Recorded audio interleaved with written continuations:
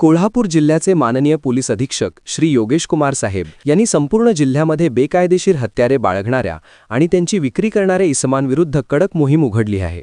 या मोहिमेअंतर्गत सर्व पोलीस ठाणे प्रभारींना तात्काळ कारवाईचे आदेश निर्गमित करण्यात आले होते। या आदेशाची प्रभावी अंमलबजावणी करत कोल्हापूर स्थानिक गुन्हे अन्वेषण शाखेने मोठी कामगिरी फत्ते केली आहे। स्थानिक गुन्हे अन्वेषण शाखेचे पोलीस निरीक्षक श्री सुशांत चव्हाण यांनी आपल्या पथकातील पोलीस अधिकारी व कर्मचारी यांना अशा गुन्हेगारांची माहिती काढून कारवाई करण्याच्या सूचना दिल्या होत्या। या दरम्यान पोलीस अंमलदार महेंद्र कोरवी यांना गोपनीय माहिती मिळाली की ओंकार शिवाजी रोडगे हा इसम आर.के. नगर येथील श्री मंगल कार्यालय परिसरात बेकायदेशीररित्या तलवारींची विक्री करण्यासाठी येणार आहे।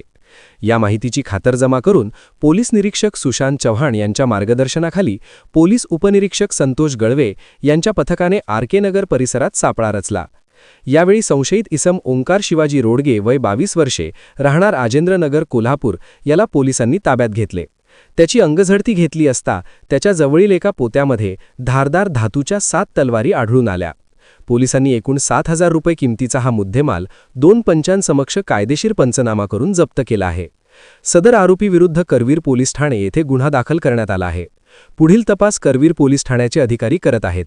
ही धडाकेबाज कारवाई माननीय पोलीस अधीक्षक श्री योगेश कुमार साहेब यांच्या मार्गदर्शनाखाली स्थानिक गुन्हे अन्वेषण शाखेचे पोलीस निरीक्षक श्री सुशांत चव्हाण, पोलीस उपनिरीक्षक संतोष गळवे, पोलीस अंमलदार वैभव पाटील, संतोष बर्गे, विशाल खराडे, महेंद्र कोरवी, प्रदीप पाटील, गजानन गुरव आणि परशुराम गुजरे यांनी यशस्वीरित्या पार पाडली आहे।